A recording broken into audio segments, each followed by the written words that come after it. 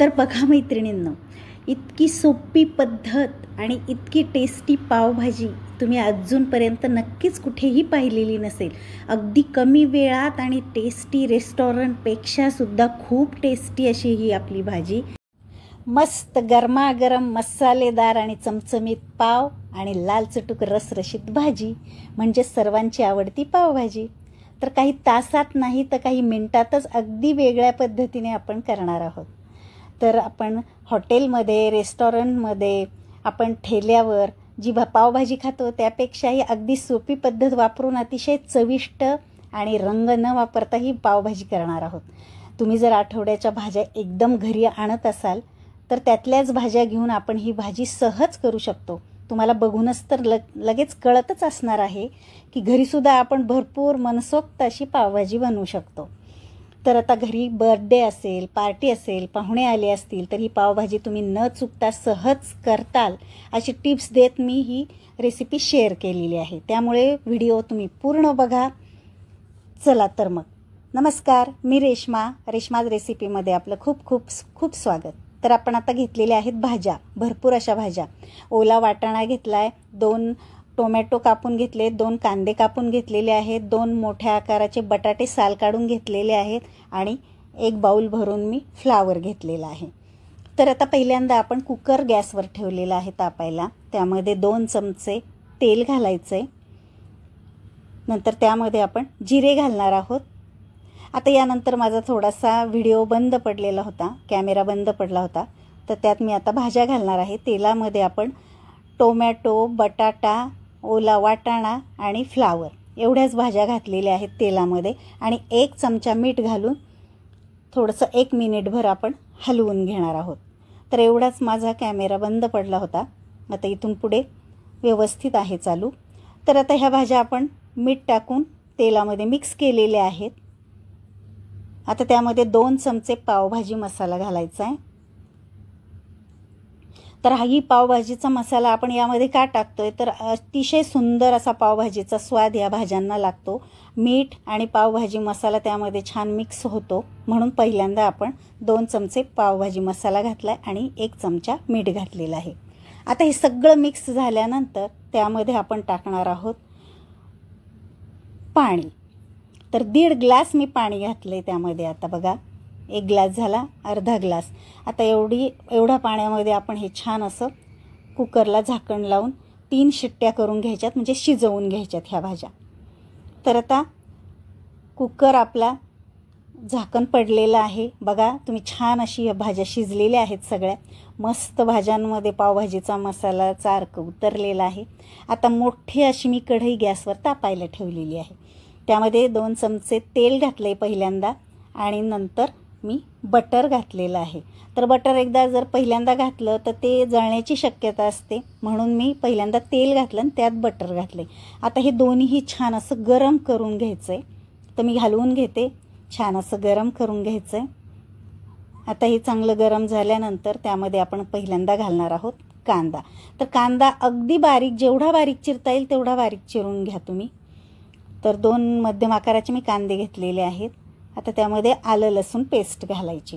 तर कांदा आपल्याला लालसर करायचा नाही, अगदी थोडासा मऊ होईपर्यंत आणि आलं लसूण थोडंसं परतून घेण्या इतपतच आपल्याला हे परतून घ्यायचं.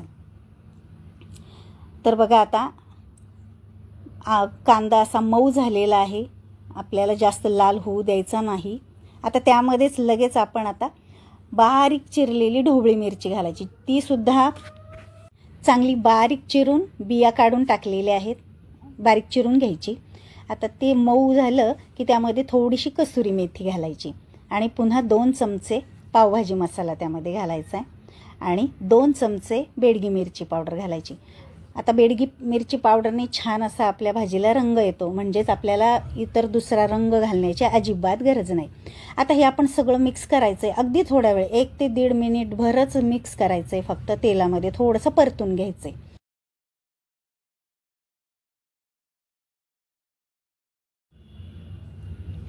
परतून झाल्यावर आता आपण टाकणार आहोत त्यामध्ये पाणी. पाण्यात आता हा मसाला आणि या भाज्या ज्या आहेत त्या छान अशा शिजल्या जातील. तर 1-2 मिनिट आपल्याला छान असं त्या पाण्यामध्ये मंद गॅसवरती शिजवून घ्यायचं आहे. तर एकत्र करून थोड्या वेळ आपण असं शिजवून देऊया. तर बघा अगदी छान तेलसुद्धा वर आलेलं आहे आणि हे कांदा आणि जी भाजी आहे ढोबळी मिरची या पाण्यामध्ये चांगली शिजली. आता आपण चवीपुरतं मीठ टाकायचं.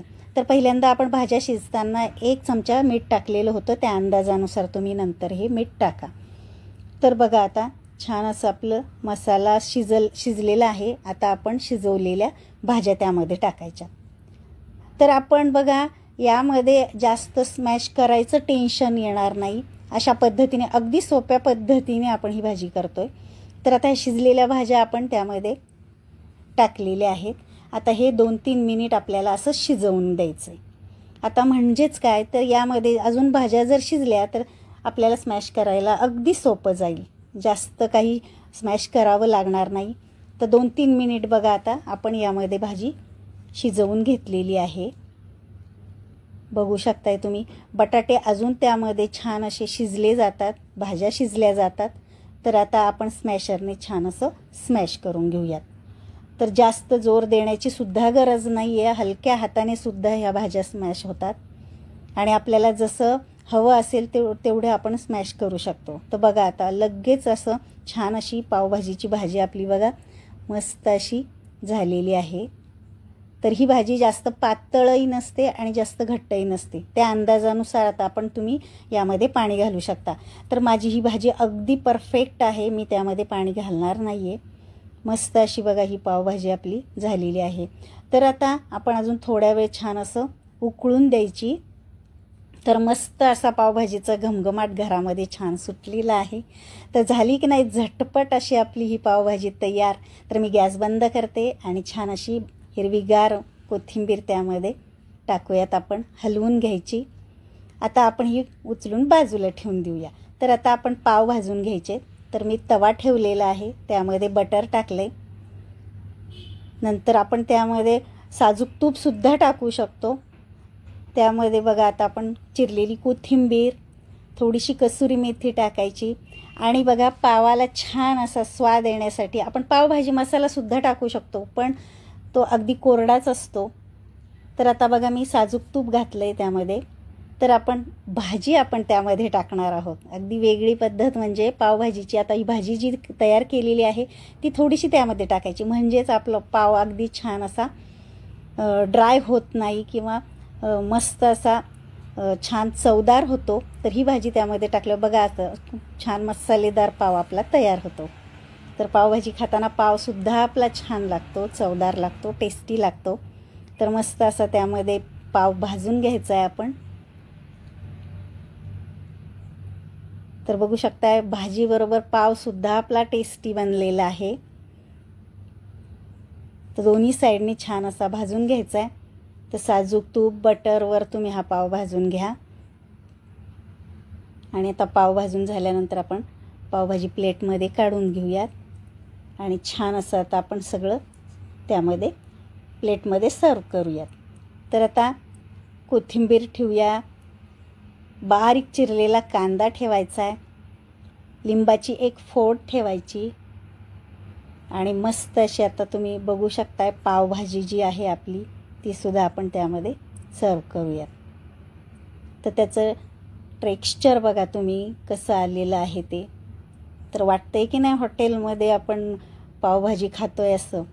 तर हीच आपण घरीसुद्धा खूप छान बनवू शकतो आणि इतरांकडून आपलं कौतुकही करून घेऊ शकतो. तर नक्की लगेच तुम्ही ट्राय करा. घरात असलेल्या भाज्यांमध्येच ही भाजी आपली तयार होते. तर हा व्हिडिओ तुम्हाला आवडला असेल तर आपल्या चॅनलला लाईक करा, शेअर करा आणि सबस्क्राईब करा. तर ही भाजी नक्की तुम्ही ट्राय करून बघा आणि कशी झाली मला कमेंट करून सांगा. चला तर मग भेटूया अशा छान छान नवनवीन रेसिपींच्या व्हिडिओमध्ये. तोपर्यंत बाय बाय, टेक केअर.